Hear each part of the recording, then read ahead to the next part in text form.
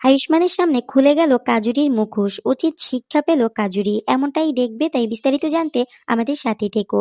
গহনা এক গ্রাম্য মেয়ের কাহিনী ৩০৩তম পর্বের আপডেট নিয়ে চলে আসলাম। আজকের পর্বের রিভিউতে তোমরা দেখতে পাবে কাজুরির দাদিমা যখন বলে আমার কাজুরির সঙ্গে ওই আয়ুষ্মানের বিয়ে হবে, ব্যাস আমি আর কোনো কথা শুনতে চাই না। এই কথা শুনে তো কাজুরি ভীষণ খুশি হয়ে যায়। কাজুরি মুচকি হেসে বলে, বাহ দাদি বাহ, ক্যা বাত কাহিয়ে। এবার আস্তে আস্তে এইসবই বলে যাও, তবেই না আমি ওই গহনাকে আমার আয়ুষ্মানের জীবন থেকে সরাতে পারবো। তুমি এইসব বলতে পারলেই এদের সবাইকে উচিত শিক্ষা দিতে পারবো। এদিকে কাজুরির দাদিমার কথা শুনে গহনা চিৎকার করে বলে ওঠে, না না, আমরা কখনোই কাজুরিকে জোর করিনি।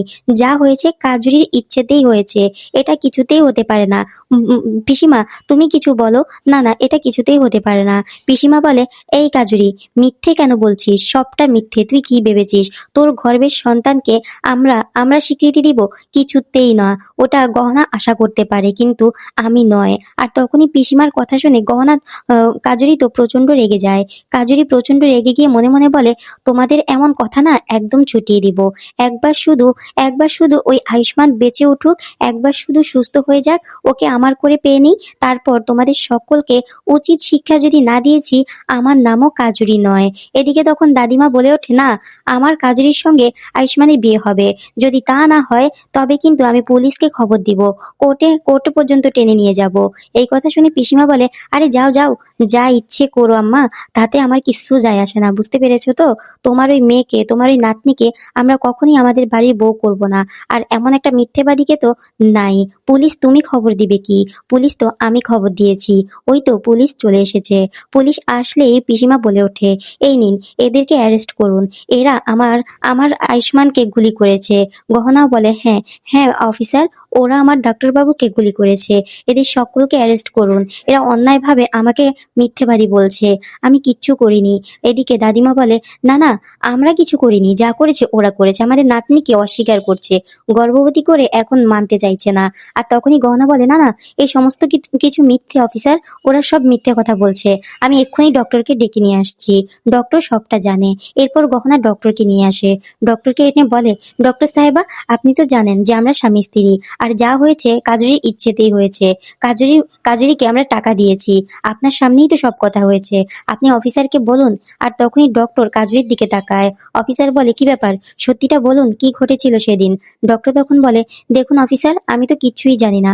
আমি শুধু জানি ওই কাজুরি হচ্ছে আয়ুষ্মানের স্ত্রী, সেই জন্যই তো এরকম একটা সিদ্ধান্ত নিয়েছে। এর বেশি আমি কিচ্ছু জানি না। ডক্টরের কথা শুনে তো অবাক হয়ে যায় গহনা। গহনা বলে, ডক্টর সাহেবা, এসব আপনি কি বলছেন? এসব আপনি কি বলছেন? আমি আমি তো সবটা আপনাকে খুলে বলেছি, আপনি তো সবটা জানেন, তারপরও কেন এই ধরনের মন্তব্য করছেন? পিসিমা বলে, এই ডাক্তার সাহেবা, একটু আগেই তো আপনি এখানে এসে অন্যরকম কথা বলছিলেন, এখন কেন সেটা অস্বীকার করছেন? আর তখনই কাজুরির পরিবারের সবাই বলে, দেখেছেন অফিসার, কিভাবে ডক্টরের বয়ান বদলে দেওয়ার চেষ্টা করছে জোর করে।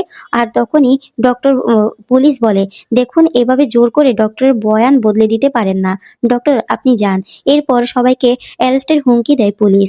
এদিকে কাজুরির দাদিমা বলে, এই যে আপনার কাছে এখন হাত জোড় করে বলছি অফিসার, আপনি ন্যায্য বিচার পাইয়ে দিন আমার নাতনিকে।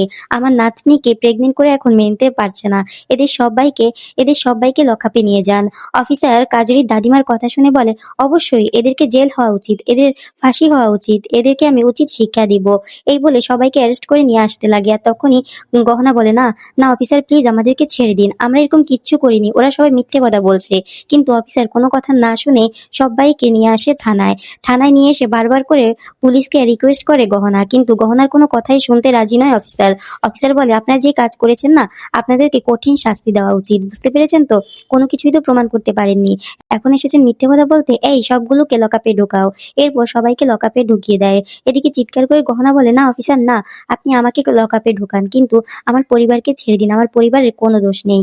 কিন্তু অফিসার কোনো কথা না শুনে সবাইকে লকআপের ভিতরে ঢুকিয়ে দেয়। লকআপের ভিতরে ঢুকেই গহনা কান্না করতে লাগে, আর অফিসারকে বারবার করে ডাকতে লাগে, কিন্তু অফিসার কোনো কথাই শুনছে না। এদিকে গহনার এমন কান্না দেখে ভীষণ রাগান্বিত হয়ে যায় পিসিমা। পিসিমা গহনাকে বলে, এই সব নষ্টের মূল তুই, তোর জন্যই আজকে আমাদেরকে এখানে আসতে হয়েছে। তুই কি ভেবেছিস? আরে তুই মা হতে পারবি না, সেটা আমরা মেনে নিয়েছি, মেনে নিতাম, সেটা নিয়ে আমরা শান্তি থাকতাম। তুই কি না টাকা দিয়ে অন্যের বাচ্চা কিনতে চাইছিস? হ্যাঁ, অন্যের গর্ভে আয়ুষ্মানের সন্তান প্রবেশ করবে, আর সেই সন্তানকে আমরা মেনে নিব, সেটা তুই ভাবলি কি করে? হ্যাঁ, তোর জন্য আজকে এই দিনটা দেখতে হচ্ছে, তাই তোকে তো কঠিন শাস্তি পেতে হবে। তুই স্বীকৃতি দিতে চেয়েছিস, মানে বংশ পরিচয়ের জন্য একজন সন্তান চাইছিস, ঠিক আছে, এবার তাহলে সেটাই হবে। আমি আয়ুষ্মানের আবার বিয়ে দিব। এই কথা শুনে চমকে ওঠে গহনা। অপরদিকে দেখা যাবে কাজুরিরা সবাই মিলে কারো একজনের সঙ্গে কথা বলছে। একজন লোককে ডেকে এনেছে, যে লোকের নির্দেশেই সবটা করছে কাজুরির দাদিমারা সবাই। কাজুরি তখন বলে, সবটাই কিন্তু তোমার ইচ্ছেতেই হচ্ছে, তুমি যা চাইছো তাই হচ্ছে, এবার বাকি গেমটা খেলার পালা তোমার। আর তখনই লোকটি বলে ওঠে, হ্যাঁ এবার দেখ আমি কি করি। এরপর তো অপরদিকে গহনাকে বারবার করে টর্চার করছিল জেঠিমা। জেঠিমা বলে, সবটা তোর জন্য হয়েছে, তোর জন্য আমাদের এখানে আসতে হয়েছে, তোকে তো আমরা কিছুতেই ছাড়বো না। এই বলে গহনাকে হুমকি দিতে লাগে। গহনা বলে, সবকিছু আমার দোষ, তোমাদের কোনো দোষ নেই। তোমরা তোমরা এরকম কাজে অভ্যস্ত হতে পারো না। আমি এক্ষুনি অফিসারকে বলছি তোমাদেরকে ছেড়ে দিবে। আর তখনই জেঠিমা বলে, শোন, তোর না ডিভোর্স দিতে হবে আয়ুষ্মানকে। হ্যাঁ, আয়ুষ্মানকে এবার তোকে ডিভোর্স দিতে হবে এখান থেকে বের হয়ে। অপরদিকে দেখা যাবে কাজুরি আয়ুষ্মানের কেবিনে আসে। কেবিনে এসে আয়ুষ্মানের কানের সামনে বলে ওঠে, আর কিছুটা সময়, তারপর তুমি পুরোপুরি আমার হয়ে যাবে। আর ওই গহনাকে আমাদের জীবন থেকে দূরে সরিয়ে দিব। আর কখনোই গহনা আমাদের জীবনে ফিরে আসতে পারবে না। এত দূরে আমরা গহনাকে পাঠিয়ে দিব। গহনা উচিত শিক্ষা পাবে। আর তুমি হবে আমার, আমাদের মাঝখানে অন্য কেউ আসবে না।